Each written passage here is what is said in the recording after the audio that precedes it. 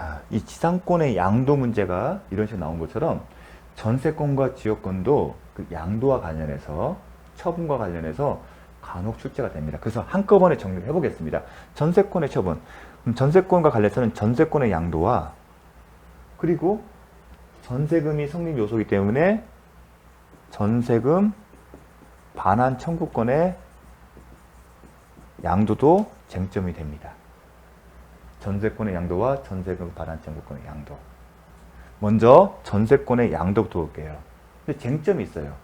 근데 전세권은 두 가지 성격이 있어요. 어떤 성격 있죠? 용익 물권적 권능의 성격과 담보 물권적 권능의 성격이 있어요. 그런데 전세권이 존속기간 만료나 아니면 전세권의 소멸 통고 아니면 전세권 소멸 청구 등 기타 사유로 전세권의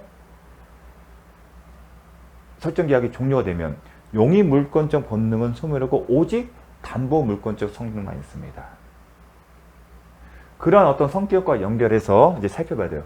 전세권이 존속 중에 전세권의 선적 중에 전세권의 양도는 전세권 존속이라면 아직 전세권 설정 계약이 종료되지 않은 상태에서 전세권의 양도가 가능한지가 있는데 법문에서는 전세권 양도가 가능해요. 그럼 이 전세계약은 전세권의 양수인과 설정자 사이에서 관계가 지속이 됩니다. 임대차에서 임대의 질이 승계하듯이. 그래서 강도가 가능합니다. 그런데 전세권의 용익 물권적 성격이 소멸하는 경우, 이 얘기는 전세권 존속이 안 된다는 거예요. 즉 용익 물권적 성격이 소멸됐다는 얘기는 전세권 설정 계약이 계약기간 만료나 아니면 소멸 통보로 종료된 경우예요. 그 경우에는 오직 담보 물권적 성격만 있어요. 근데 이 담보 물권은 결국은 뭘로 이해하였죠? 저당권을 생각하시면 됩니다. 이 경우에는 저당권을 떠오시면, 그럼 저당권 관련해서 어떤 게 되어 있냐면 법문에 저당권은 피담보한 채권, 피담보 채권이에요. 분리해서 타인에게 양도하거나 다른 채권에 담보를 하지 못한다는 조항이 있어요. 뭐라고요? 저당권은 피담보 채권과 분리해서, 그러니까 저당권만 양도하거나 저당권에 대해서만 다른 채권 담보를 하지 못해요. 또한 저당권으로 담보한 채권이 시효 완성 기타 사유로 소멸한 때에는 저당권으로 소멸하는 규정이 있어요. 근데 이 부분이 이제 된 거예요. 마찬가지로 전세권의 용익물권적 성격 소멸 담보 물권 성격이 있고 이건 저당권만 있는 거예요.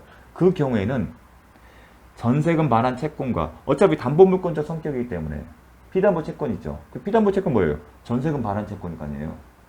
결국은 전세권은 용익 물권적 성격과 담보 물권적 성격인데 그 담보 물권적 성격은 결국은 전세권 설정 계약이 계약기간 만료나 소멸 통고, 소멸 청구 등 기타 사유로 종료되면 피담보 채권, 전세금 반환 채권이 발생하는 거고 전세권은 그 피담보 채권을 담보하는 물권이다. 당연히 피담보 채권 뭐예요? 전세금 반환 채권이요. 피담보 채권과 분리하여 전세권만 양도 못한다. 이렇게 된 거예요. 저당권처럼. 저당권 피담보 채권인데 여기서는 전세금 반환 채권. 이게 피담보 채권. 피담보 채권과 분리해서 전세권만을 양도 못한다. 그럼 어떻게 한다? 피담보 채권과 함께 양도는 가능하다는 거예요. 왜냐면 저당권 했을 때 피담보 채권과 함께 양도 가능하잖아요. 그걸 떠오르십니다. 요게 이제 하나의 쟁점, 기억할 포인트입니다. 이해되시죠? 이건 저당권 생각하시면 돼요. 용익 물권적 소멸 후 이건 담보 물권적 성격만 있다. 이건 저당권이다. 그럼 저당권처럼 똑같이 취급하면 되는 겁니다. 그럼 저당권 어떻게 했죠? 피담보 채권 분리하여 저당권을 양도하거나 다른 채권에 목조할 수 없다. 이 똑같아요. 그럼 저당권은 피담보 채권이 양도되면 수반성에 따라 함께 이전하잖아요. 마찬가지로 함께 양도는 가능해요. 하지만 분리해서 전세권만, 이건 저당권을 쓰면 돼요. 용익 물권적 성격이 소멸된 상태에서는 담보 물권적 성격만 있는 거고 그 얘기는 저당권만을 보시면, 저당권으로 읽으시면 됩니다. 자, 두 번째, 전세금 반환 채권을 전세권과 분리하여 양도할 수 있는지 중요해요. 자, 근데 이건 뭐냐면 용익 물권에서 존속하는 동안, 이 얘기는 뭐예요? 전세권 설정 계약이 아직 살아있는 경우예요. 그러한 경우에 전세금 반환 채권만을 양도하는 거예요. 뭐 하면서? 전세권을 존속시키면서. 이게 중요해요. 전세권의 용익 물권이 존속하는 동안, 이 얘기는 뭐냐면 아직 전세권 설정 계약이 계약기간 만료 등의 이유로 종료되지 않은 상태예요. 그 상태에서 전세권은 존속시키면서 전세금의 반환 채권만을 분리해서 전세권 분리 확정적 약정 없이 허용되냐? 허용되지 않습니다. 이게 중요합니다. 전제는 존속하는 동안, 전세권의 용의물권 존속하는 동안, 아직 전세권 설정 계약이 유효한 동안에 전세금 반환 채권을 전세권과 분리하여 양도하는 것이 허용되니까 허용되지 않는다. 왜냐하면 전세권은 전세금을 성립 요소로 하기 때문에 그렇습니다. 왜냐하면 전세권이라는 것은 전세금 반환 채권, 전세금을 성립 요소로 하잖아요. 존속하는 동안에는. 그런 특징 때문에 이게 허용되지 않습니다. 근데 비교할 게 뭐냐면 이게 더 중요하죠. 존속 중이에요. 똑같이. 그런데 이 전세금 반환 채권이 조건이 있어요. 장래에. 존속 중인데 존속된 상태에서 전세금 반환 채권 양도하는 게 장래에 그 전세권이 소멸하는 경우를 전제해서. 즉 전세권 설정 계약이 계약기간 만료나 아니면 기타 소멸 청구나 소멸 통고로서 종료되면 용의물권자 성격은 소멸되고 오직 피담보 그 전세금 반환 채권을 담보하는 그 저당권자 성격만 있는 거, 담보물권자 성격만 있는 거잖아요. 그걸 전제로 하는 거예요. 장래에 그 전세권이 소멸하는 경우에 전세금 반환 채권이 발생하는 것을 조건으로 장래의 조건부 채권을 양도할 수는 있다. 이건 맞는 지문이죠. 요거랑 요거는 해보십시오. 구분하셔야 합니다. 이거는 장래에. 결국은 이 얘기는 뭐냐면 전세권이 존속증 이 얘기예요. 헷갈리지 마시라고 설명해드려요. 전세권 존속기간이 이때예요. 계약기간이에요. 자, 여기가 기간 만료요. 계약이 기간 만료요. 그러면 용의 기간 만료면 계약이 종료되는 거죠. 갱신되지 않으면 용의 물권적 성격은 이제 소멸되겠죠. 그 이유로는. 오직 담보 물권적 성격만 있어요. 그 경우에는 피담보 채권만을 피담보 채권과 저당권 함께 양도할 수 있고 담보 전세권 양도할 수 있고요. 하지만 피담보 채권과 분리하여 전세권을 양도할 수는 없어요. 자, 두 번째 쟁점은 전세권 존속한 이유 중에 전세권의 존속을 전제로 하면서 전세금 반환 채권을 양도하는 거예요. 확정적으로. 지금 넘기는 거예요. 그거는 허용이 안 된다는 거예요. 존속 기간 중에는. 근데 세 번째는 시점은 똑같아요. 이 시점인데 양도하는 채권이 어떤 경우냐면 향후에 장래예요. 장래를 하면 이 용의물권적 권능이 소멸한 이후에 발생하는 이 시점 이후에 발생하는 용의물권적 권능이 소멸 발생하는 전세금 반환 채권을 용의물권적 권능이 소멸된 이후에 남아있는 전세금 반환 채권을 발생한다는 조건은 장래 채권이에요. 결국은 이 이후에 발생하는 거기 때문에 허용이 된다는 겁니다. 구분하셔야 돼요. 계약은 이때, 채권 양도 계약은 이때 하지만 그 채권이 현재 그 전세금 반환 채권이 아니라 언제 장래에 발생하는 거 채권을. 그 경우에는 허용이 된다. 이게 구분해서 잘 기억을 하셔야 합니다. 장래 그 전세권이 소멸하는 경우에, 즉 용의물권적 권능이 소멸하는 경우에 전세금 반환 채권 발생할 조건하는 장래의 조건부 채권을 양도할 수 있다. 요거는 정말 중요합니다. 그러면 우리가 비교할 게 임차권의 경우는요. 임대차 경우에는 임대차 계약 기간 중에도 임차인은 향후 장래 임대차 계약이 종료됐을 때 임대인에게 청구할 수 있는 임대차 보증금 반환 채권을 양도할 수 있어요. 임차인은. 임차권의 경우 임차인은 임대차 계약 기간 만료 전에도, 즉 임대차 계약 종료 전에도 임차권을 존속시킨 채 임대차 보증금 반환 채권만을 제3자에게 확정적으로 양도할 수 있습니다. 전세권과 달리. 그 이유는 뭘까요? 이 전세금 반환 채권을 양도할 수 있냐, 임대차 보증금 반환 채권 양도할 수 있는 뭐냐면 결국은 임차인이나 전세권자 입장에서 자신이 전세권 설정자나 아니면 임대인에게 투하한 자본을 회수할 수 있는 기회가 있냐 없냐예요. 근데 전세권은 비록 전세금 반환 채권을 존속 중에 양도 못하더라도 뭘 할 수 있죠? 전세권 양도할 수 있잖아요. 대안으로. 이건 허용은 안 되지만 전세권 양도하면 돼요. 그렇게 되면 자기의 목적을 달성할 수 있어요. 근데 임차인은요. 임차권 양도를 자기 마음대로 할 수 없어요. 왜냐하면 민법사 임대차 계약의 경우에는 임대인의 동의 없이는 임차권을 양도하거나 전대할 수 없기 때문에. 그래서 임차인에게 자신이 투하한 자본을 회수할 기회를 주기 위해서 전세권과 달리 임대차 보증금 반환 채권만을 양도할 수 있도록 허용한 겁니다. 그런 차이점. 설명한 이유는 잘 기억하시라고 한 겁니다. 비교를 해서 기억을 하셨으면 좋겠습니다. 자, 존속기간이 만료됐어요. 그런 경우에 전세권의 용의 물권적 성격은 소멸하게 되죠. 그러면 앞에서 볼 때는 전세권, 피담보 채권이 양도가 되면 함께 양도할 수 있어요. 저당권의 성격을 갖고 있는 전세권을. 그런데 이 질문은 뭐냐면 전세권의 처분이 따지는 오직 전세금 반환 채권만 양도가 가능한지. 가능하다. 그러니까 수반성이 뭐죠? 피담보 채권이 양도되면 이를 담보하기 위한 저당권도 함께 하는 게 맞는데 그 의미가 피담보 채권만의 양도를 허용하지 않는 건 아닙니다. 그 당사자 의회에서 피담보 채권인 전세금 반환 채권 양도도 합의할 수 있습니다. 이 경우에는 같이 수반되지 않는 채권 처분에 따르지 않는 담보 물권은 어떻게 된다? 소멸한다. 요거까지 같이 기억해 주십시오. 피담보 채권, 즉 담보 물권의 성격을 갖고 있는 저당권만 남아있는 전세권이 양도되지 않는 피담보 채권, 즉 전세금 반환 채권만의 양도는 합의하에 가능하고 수반되지 않는, 따라가지 않는 채권점에 따르지 않는 담보 물권은 그 순간 소멸한다. 요 내용 그대로 기억을 해 주십시오. 간혹 질문이 출제됩니다. 자, 지요권. 방금은 전세권이었어요. 그럼 우리는 지상권 배웠죠?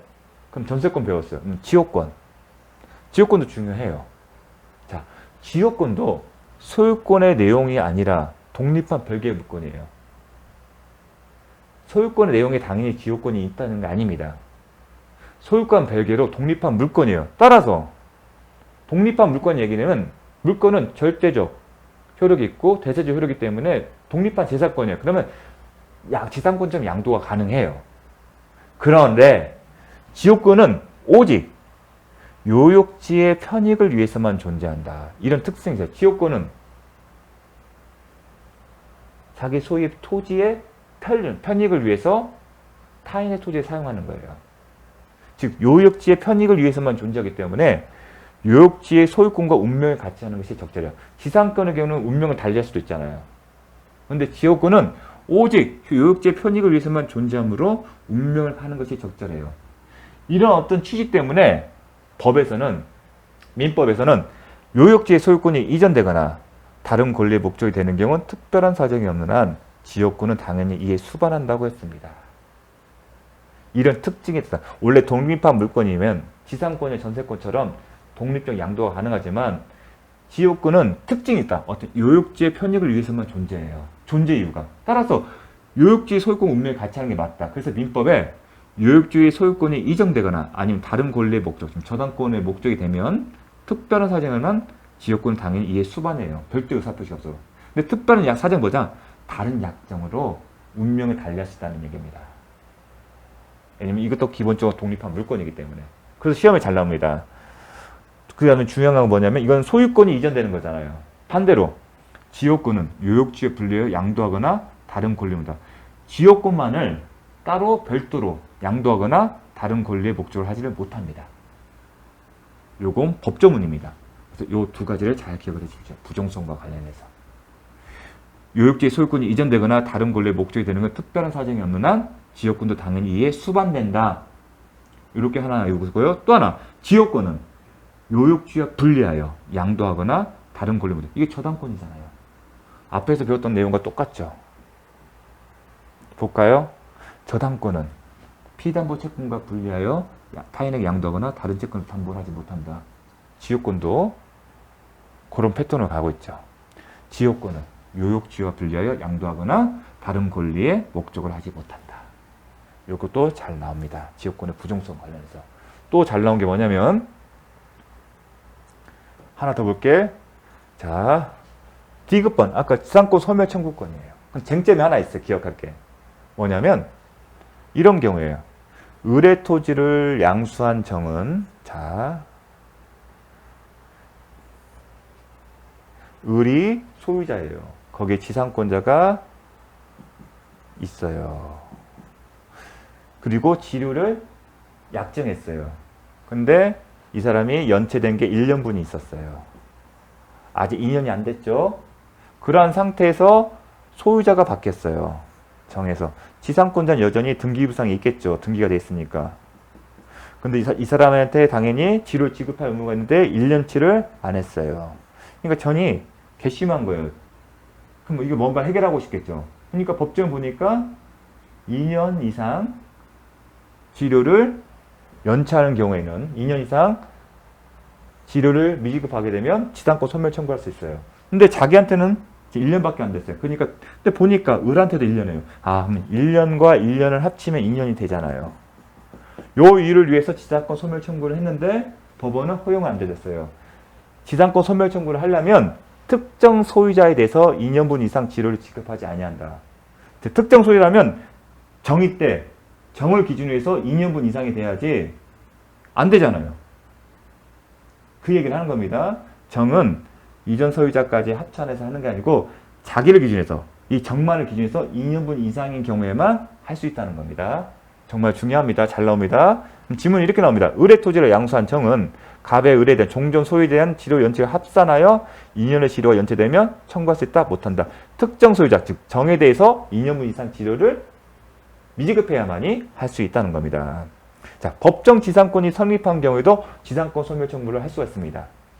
법정 지상권이 성립되게 되면 지상권자는 소유자에게, 토지 소유자에게 지료를 지급할 의무가 있어요. 그런데 법이 정하기 때문에 구체적인 액수는 정할 수가 없었겠죠. 따라서 이미 법정 지상권이 성립돼서 지료를 지급할 의무가 있지만 아직 지료는 구체적 액수가 확정이 안 됐어요. 그럼 어떻게 하냐? 협의해서 결정하는 거거나 아니면 협의가 안 되면 법원의 결정을 통해서 합니다. 중요한 건 뭐냐면 법정 지상권의 지료가 결정되지 않는 경우, 자, 법정 지상권이 성립되면 지료 지급 의무가 있어요. 근데 지료를 지급하려면 액수가 확정돼야 하잖아요. 근데 액수가 확정 안 됐어요. 법정 지상권 성립할 때 지료까지의 액수가 결정된 거 아니거든요. 그럼 어떻게 된다? 법정 지상권이 성립된 이후에 당사자가 만나서 협의를 하거나 아니면 법원의 결정이에요. 자, 그런데 법정 지상권의 지료가 결정되지 않은 경우, 아직 지료 액수가 확정되지 않은 경우에는 지료의 지급이 2년 이상 연체되었던 이유로 할 수가 없어요. 왜냐하면 연체됐다 하려면 지료가 얼마인지 구체적으로 확정되잖아요. 이미 지료 지급 의무는 있지만 아직 액수가 확정이 안 되기 때문에 아직 액수가 확정되지 않은 상태에서는 지상권 소멸 청구를 못한다. 잘 기억해 두십시오. 그러니까 법정 지상권이 성립되면 지료 지급 의무가 생기는데 아직 확정이 안 됐어요. 그 상태에서는 당연히 지상권자는 지료 지급을 안 하겠죠. 근데 그 사유를 가지고 지상권 소멸 청구를 못한다는 겁니다. 지상권 소멸 청구하려면 법정 지상권이 성립된 후 협의나 아니면 법원의 결정에 따라서 지료 액수가 확정되고 그 확정된 구체적으로 확정된 액수를 2년분 이상 미지급했을 때만 토지 소유자는 지상권 소멸 청구를 할 수 있다. 자, 중요한 내용입니다. 함께 잘 기억을 해주십시오. 지역권. 자, 벌써 나오네요. 지역권은 요역지 분리가 양도할 수 없다. 법주문 나왔습니다. 두 번째, 공유자 중 1인이 지역권을 취득한 때는 다른 공유자도 취득한다. 자, 지역권과 관련해서 공유자가 나오면 이제 이렇게 기억을 하셔야 합니다. 자, 공유관계 불가분성의 이론이에요. 요역지나 아니면 승역지가 공유이면 요역지의 공유거나 승역지 공유나, 그러니까 공유는 요역지뿐만 아니라 승역지 공유도 똑같이 적용이 됩니다. 공유자 2인에게 관한 지역권의 성립이나 소멸의 사유가 생길 때는 지역권의 법적 운명은 어느 한 방향으로 일률적으로 정해야 합니다. 왜냐하면 지역권은 요역지의 편익을 목적으로 하기 때문에 이런 특징이 있어요. 어느 한 방향으로. 요역지나 아니면 승역지가 공유면 공유자 2인에게 생긴 성립이나 공유자 이렇게 생길 수 있는 것은 성립이나 소멸 사유일 거예요. 그럼 다른 공유자에게도 운명은 같은 방향이에요. 근데 같은 어느 방향 같지 않아요. 성립하는 방향 같지 소멸하는 방향이면 민법이 정책적 판단이에요. 근데 우리 민법은 어떻게 했다? 민법은 성립이나 존속하는 방향 같이 소멸을 금지하고 있어요. 이걸 기억하십시오. 아, 지역권, 공유자 나오면 성립이나 존속하는 방향으로 가는 거고 소멸은 금지시킨다. 그걸 머리에 써주십시오. 그런 다음 문제를 푸시면 됩니다. 어떻게 푸냐? 볼게요. 토지 공유자 1인은 소멸하게 하지 못한, 소멸을 금지시킨 자다. 공유자 나와. 공유자. 그 다음 지역권, 소멸 금지. 맞는 질문이에요. 자, 공유자. 취득하면 다른 공유자 취득한다. 성립이나 존속하는 방향을 가고 소멸을 금지시킨다. 그걸 머리에 두십시오. 또는 취득시효 증단은 이건 성립이나 모든 공유자에게 대하여 하지 않으면 효력이 없다. 왜 그러냐면 지유권의 취득시효가 공유자가 여러 명일 거 아니에요. 공유자가 있으면 A, B, C가 있을 거 아니에요. 이 사람들이 취득시효 지금 진행 중이에요. 중단을 A한테만 하세요. 취득시효 중단의 효과는 그 상대방에게만 효력이 있어요. 전체를 하려면 B, C를 해야 돼요. 중단됐어요. 중단되더라도 이 사람이 취득하게 되면 A도 취득하잖아요. 취득하게 되면 B가 취득하든 다른 공유자 취득한다.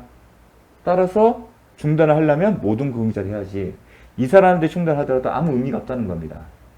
왜냐하면 B가 설사 이게 취득시효 중단됐다 하더라도 BC가 취득하게 되면 A도 취득하기 때문에. 그래서 중단은 모든 공유자에게 하지 않으면 효력이 없다. 즉, 이 사람한테 해봤자 효력이 없다는 겁니다. 소멸시효 중단 또는 정지는 다른 공유자를 위하여 효력이 있다. 이건 소멸시효예요. 소멸을 금지시킨다. 따라서 다른 공유자에서도 효력이 있다. 이건 소멸, 금지. 이건 취득하게 되면 다른 공유자 취득하기 때문에. 취득, 성립, 종속은 같이, 취득은 취득, 소멸, 금지. 그렇게 해서 푸시면 됩니다. 요걸 기억하시면 돼요. 자, 볼게요. 공유자 나왔어요. 지역권. 취득일 때는 다른 공유자 취득한다. 이렇게 기억하시면 됩니다. 이게 통행지역권을 주장하는 자는 통행으로 편익을 얻는 요욕지가 있음을 주장 증명한다. 지역권의 대표적인 게 통행이에요. 통행지역권. 이 통행이란 결국은 이 통행에는 두 가지 있어요. 통로로 쓰거나 통행이에요. 통행을 목적으로 하거나 아니면 통로를 개설하는 거예요. 도로를 깔거나 통행에 필요한 시설을 까는 겁니다. 그래서 요역지의 불법 점유자는 통행지역권 시효 취득할 수 없습니다. 통행지역권은 통행지역권도 취득 시효가 가능한데 그 점유자는 불법 점유자는 아닙니다. 불법 점유자는 아닙니다. 불법 점유자는 통행지역권 시효 취득할 수 없습니다. 그리고 지역권은 점유 취득 대상에는 소유권뿐만 아니라 지역권인데 지역권도 모든 지역권 되는 게 아니라 계속되고 표현된 것에 한하여 시효 취득할 수 있습니다. 예컨대 아까 통행 목적 뭐였죠? 그냥 기존에 있는 통로를 그냥 쓰는 경우도 있지만 통행 목적에 통로를 개선한 경우, 통로를 개선하는 거예요. 뭐 다리를 설치하거나 이게 계속되고 표현된 경우 하나에서만 시효 취득할 수 있다. 통행 지역권의 그 통행에는 두 가지 의미가 있어요.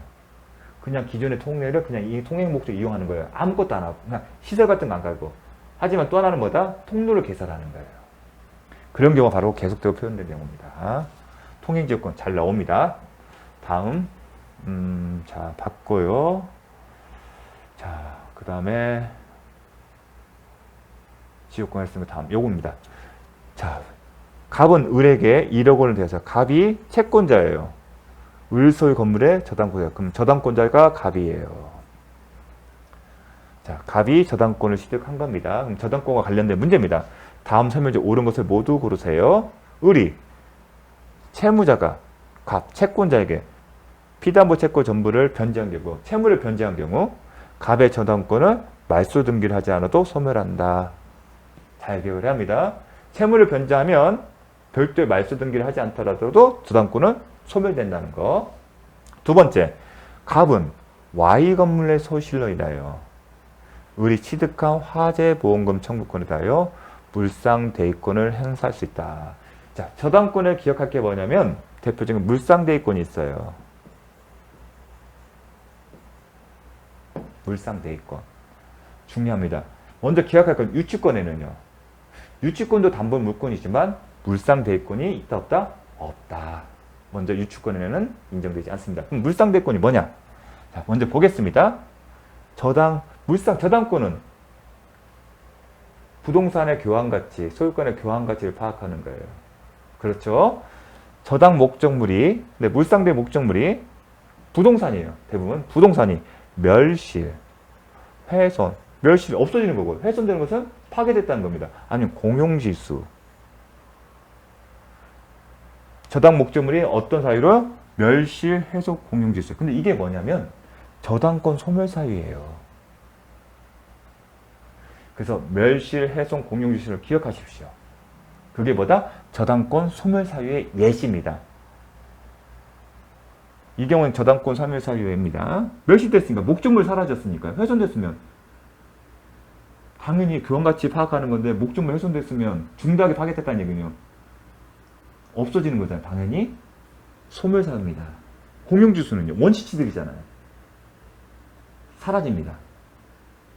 그런데 이런 사유로 저당권이 소멸되고 대신에 설정자가 금전이나 또는 기타 물건을 받을 청구권을 취득한 경우에 비록 저당권이 목적물의 멸시, 훼손, 공유수로 훼손되지만 저당권의 특징은 목적물의 사용수익에 대한 어떤 파악한 게 아니라 교환 가치를 파악하는 거예요.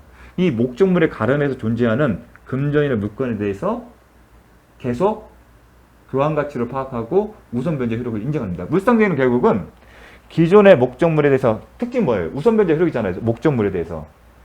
근데 저당권 목적물이 소멸됐어요. 대신에 가름에서 받게 되는 금전의 기타 물건에 대해서 여전히 우선 변제 효력을 인정하는 겁니다. 물상대위권은. 그게 특징입니다.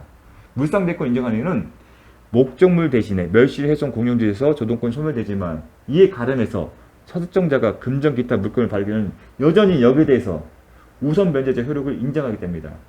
근데 우선 변제 효력의 대상이 뭐다? 기존에는 부동산이었지만 이게 없어졌잖아요. 대신에 가름하는 거잖아요. 그래서 물상대위예요. 물건에 대신해서 우선 변제 효력을 인정하는 겁니다. 자, 그걸 기억하십시오. 그러면 대표적 가름에서 뭐냐? 멸시를 되는 경우는 대부분 화재예요. 시험생은. 화재가 되면 화재보험금 청구권이에요. 그러면 목적물 대신에 화재보험금 청구돼서 물상대위가 이제 쟁점이 되는 거예요. 반면에 공용징수는요, 수용이에요. 그럼 수용보상금이 있어요. 그 수용보험에 물상대위를 이제 행사한다는 얘기는 그 수용보상금이나 화재보험에서 우선 변제 효력을 받겠다는 겁니다. 자, 그래서 공용징수 하면 수용보상금 기억을 하셔야 합니다. 그런데 공용징수의 헷갈림이 뭐냐면 공용징수는 공익사업법에 대한 절차가 어떻게 되냐면 먼저 자 사업시행자가 예컨대 LH 주택공사가 만약에 어떤 땅을 수용을 하기로 했어요. 그럼 사업시행 계획 따라 막 해요. 그럼 먼저 감정평가, 감정을 해요. 그럼 감정평가 결과 나오잖아요. 그 가격 결국은 가격을 정하는 거예요. 땅의 가격이나 건물의 가격을. 그 가격을 가지고 수용의 대상이 된 사람들한테 제안을 해요. 이 가격으로 협의해서 매매를 끝내자. 협의취득 절차를 거쳐요. 협의취득차로. 감정평가 나온 그 결과를 가지고 평가사가 책정한 그 가격을 가지고 이 가격에 살래 안 살래 얘기를 해요. 상대방이 오케이 되게 되면 매매계약서래요. 협의취득이라고 해요. 이 얘기는 결국은 매매예요. 매매를 하게 돼요. 가격을 제한하고 상대방이 오케이 되면 매매계약이 성립되는 거예요. 이거는 공용징수가 아니에요. 수용이 아니에요. 그 얘기는 이 매매가 되게 되면 저당권이 계속 따라붙어요. 그래서 이 매매할 때 매매대금 지급할 때 저당권에 대해서 피담보 채권액을 뺀 나머지만 주거든요. 따라서 여기 공용징수는 협의취득이 아니다. 상관없다. 이게 뭐냐? 협의취득 절차를 했는데 노했어요. 그렇게 되면 사업시행자가 토지수용위원회에다가 수용재개를 신청을 해요. 수용재개 신청에는 강제수용, 강제로 이 땅을 뺏을 수 있는 권한을 신청하는 거예요. 그럼 수용위원회가 수용재개를 때려요. 그럼 강제수용돼요. 강제로 빼앗는 대신에 뭐 준다? 보상금을 주는 거예요. 그때는 수용보상금에 대해서는 물상대위권이 인정되는 겁니다. 그래서 공용징수는 수용보상금이에요. 협의취득은 아니다. 기억하십시오. 또 설명할 겁니다. 자, 먼저 니은을 설명했는데 또 하나가 뭐냐면 이제 물상대위와 관련해서 이제 물상대위와 관련된 거예요. 좀 알아두실 게 뭐가 있냐면 전세권 저당권에서 자 전세권도 저당권의 목적인 지상권뿐만 아니라 저당권도 가능해요. 전세권에 대해서도 저당권 설정이 가능해요. 그런데 전세권의 성격은 뭐였죠? 용익물권적 성격과 담보물권적 성격이 있어요. 그런데 전세권이 저당권 설정한 이후에 전세권의 용익물권적 성격이 소멸해 버렸어요. 그러면 전세권은 어떤 성격만 남죠? 저당권만 남죠. 그런데 전세권에 대한 저당권은 이제 저당권의 저당권이 되는 거예요. 용익물권적 성격이 되면 저당권의 성격만 남아있는 거고 여기에서는 저당권이 할 수가 없어요. 소멸돼요. 저당권을 할 수는 없는 겁니다. 그렇게 해서 되면 저당권자는 이 저당권의 성격만 되는 전세권에 대해서 우선변제 효력을 받을 수 없기 때문에 어디에 대해서 전세금 반환 채권에 대해서 물상대위를 합니다. 이 표현 기억하십시오. 용익물권적 성격이 왜냐면 저당권에 대해서는 저당권을 설정할 수 없기 때문에. 자, 전세권의 용익물권적 성격 여전히 전세권만 있는데 용익물권적 성격이 소멸되면 뭐만 남아있죠? 그 전세권은 담보물권적 성격만 있는 거고 실질적인 저당권이에요. 근데 저당권에 대해서는 저당권은 실행할 수가 없어요. 즉 전세권을 목적한 저당권은 소멸되고 대신에 전세금 반환 채권의 물상대가 이제 행사되는 겁니다. 요거 기억해 주십시오. 저당권 설정 객지인 부동을 매각한 경우에요. 멸시, 해소, 공용징수가 아니라 매각이에요. 그러한 경우에는 매매대금에서 물상대금 행사할 수 없다?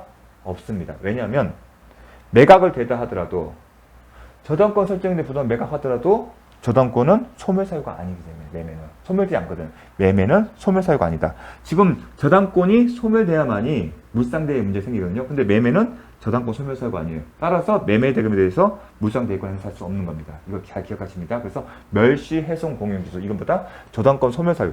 저당권이 소멸돼야만이 물상대의 문제 생기는 겁니다. 자, 근데 매각은 저당권 소멸사유가 아니기 때문에 이 매매대금에 대해서 물상대액권 행사할 수 없는 겁니다. 잘 기억해 주십시오. 다음, 자, 저당권의 목적 토지가 공익사업을 위한 토지 등의 취득 및 보상을 공익사업법에 따라 협의 취득된 경우, 협의 취득되면 보상을 받아요. 그게 뭐다? 매매대금이에요. 협의 취득은 결국 매매이기 때문에 이 사이 협의 취득은 저당권 소멸 사유가 아니므로 이 협의 취득에 따라서 받을 수 있는 보상금 정권 실질은 매매대금은요 물상대액권을 행사할 수 없다. 왜냐하면 저당권 소멸 사유가 아니기 때문에 협의 취득단은 뭐가 된다? 공용 징수만이 징수는 수용이에요. 수용이 뭐냐면 강제 수용 토지를 빼앗는 거예요.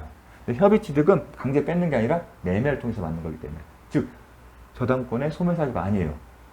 여전히 저당권이 살아야 되나요? 그래서 물상대권을 행사할 수 없는 겁니다. 요거 잘 기억을 해주시면 잘 나옵니다. 근데 물상대권을 행사하려면 지급 또는 인도 전의 압류예요. 지급이라면 금전을 줘.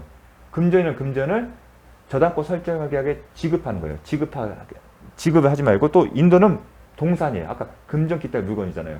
인도 전의 압류예요. 이 압류의 의미가 뭐냐면 특정성을 유지하는 거예요. 무슨 얘기냐? 만약에 금전이라고 한다면 저당권 설정자에게 돈을 줬어요. 그 상태에서 우선 변제 효력을 계속 유지하는 것은 적절치 않아요. 왜냐하면 이 저당권 설정된 다른 채권자가 있는 거예요. 이 물상대권을 인정한다는 우선 변제 효력을 인정한다는 거거든요. 근데 만약에 멸시, 화재보험금의 보험사나 아니면 사업 시행자가 이 사람한테 돈을 줘버렸어요. 그럼 섞이겠죠. 섞이는 상태에서도 계속 우선 변제 효력을 인정하게 되면 다른 채권자에게 부칙의 손해를 줍니다. 그래서 지급 또는 인도 전에 압류하는 거예요. 그 특정성을 유지해요.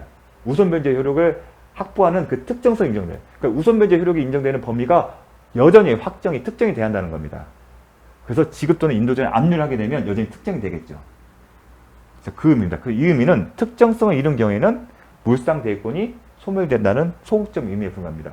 소극적 의미에 불과하면 반드시 물상대액권을 행사하고 싶은 사람이 압류를 할 필요가 없고 다른 사람이 압류를 하면 상가는 무방하다는 얘기입니다.